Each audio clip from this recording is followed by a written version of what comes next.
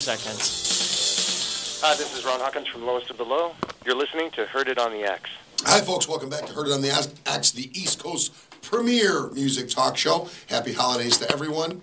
And I want to remind everybody that this segment of the show is brought to you by Hamburg Motors. If you're really, really sick and tired of the, hard sell from the salesperson at the car dealership and the commercials that scream in your face, please stop and see my friends over at Hamburg Motors. They're absolutely wonderful people. Okay, Josh, you got in touch with some folks that we covered on Music News yesterday. Tell me what you got going on here. Yeah, as I said earlier in the show, we got in touch with Occupy Musicians, the movement that is online, and they put us in touch with one of the musicians that is in support of Occupy Musicians, Stephan Said. And we have Stephan on the phone right now. Stephan, you there? Yeah, I'm here. You guys got me? Yeah, we got you. Hi, Stephan. So, good. Very well. We're great. And so you are a part of this Occupy Musicians movement, but not only that, but you have a bigger part in just the Occupy movement in general. Yeah, I mean, I 1 week before Occupy started, I released a new album and a single called "Take a Stand" with a declaration that was called "A Song United for a Global Spring" in the Progressive magazine. It's gotten a lot around. And then since then, I guess about the first week of Occupy, I came on as a co-organizer for artists and culture down there to help bring lots of other musicians through to help build the movement in the early days, which now, has just blown up. It has blown up. All around the world. And it's been exciting and just unbelievable to see how much activity there's been, especially on the front of music. So yeah, I've seen a number of music-related projects, and in the OccupyMusicians.com site that sprang up and now has about 1,000 names on it is just a great bastion and a place where people can sign on and show that they're in support of the movement. So you were at the grassroots section of the movement, the original New York City movement? Yeah, I mean, in New York here, I've used my music sort of to build this greater global movement for a more equitable world my whole career since basically the Seattle demonstrations of 12 years ago, almost right now.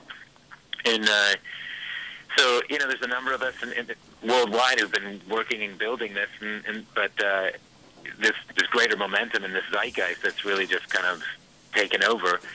But it's been mostly here in New York just because that's where it started, obviously, right? I mean, when it first started September 17th and down at Zuccotti Park, there was only a few hundred of us there in the beginning. So the number of people between media and whoever else, press, that were handling, let's say, press or artists wanting to come down, there just weren't that many of us. And because I'd broken into into NPR and Time Magazine and stuff like that with the new album and talking about the movement, they just asked if I would help field calls and, just talk to managers and help bring other artists down. And so that just started a personal involvement with organizing literally down there and going to meetings. And yeah, so that's sort of how.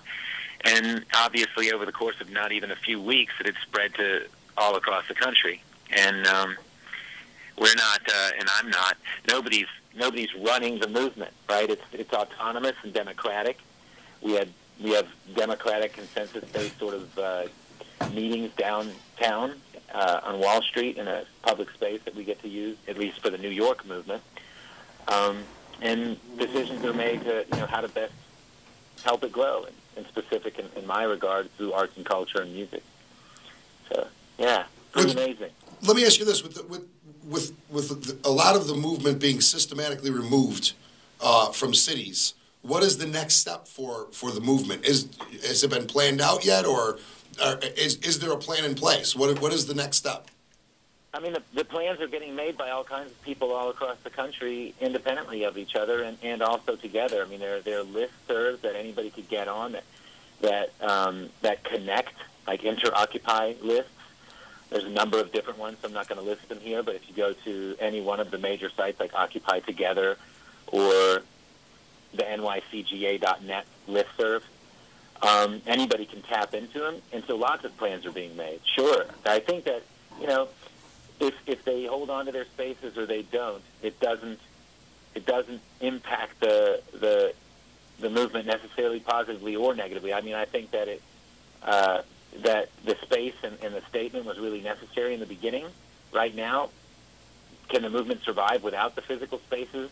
Of course it can, and it will if it has to, because it's already just so much bigger than that. And most of the conversations I've had have been, well, on the one hand, how to make it nationally more effective, and I mean in terms of policy and directed towards specific changes in our governance. And then on the other side is how, not nationally, I mean internationally, is how to help it grow and become something even beyond Occupy, to unite with the movements across the North Africa and the Arab Spring and throughout Europe, even in Tokyo, Japan, across South America, Santiago, Chile. You may be aware there's massive pro-democracy, unprecedented protests going on.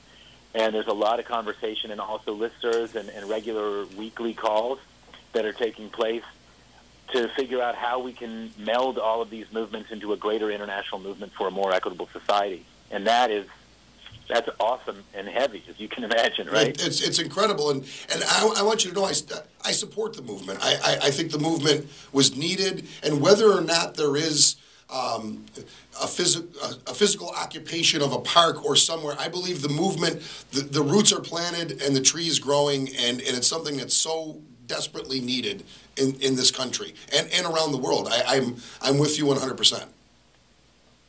Yeah, I mean, thanks. I think it's amazing. I mean, musicians really have a great role. You know, in September when I released my new album, the whole purpose of it was to launch. It was called Different. And you might know Hal Wilner, the great producer who produced Lucinda Williams and Tom Waits, and you can name a number of Saturday Night Live for a long time. But the whole vision for the album was to launch a website, which is called different.org, but it's misspelled DIFRENT, specifically to create a place where artists of every genre all over the world who are using their music to help build a better world could be heard and seen, and we could have a constant presence, as opposed to it just being a flash in the pan each time we do something for a cause. And so the zeitgeist has definitely been there, and I think that musicians have a unique role to play right now, because we can reach across borders, not just sonically, but specifically help the movement grow. And I don't just mean Occupy, but I mean that great vision that all humanity's always waited for that more equal world that Christ and Muhammad and Buddha and everybody's talked about, but nobody ever achieved before. Musicians can help do that because we can get out there past the politics that are just stuck in a rut, right?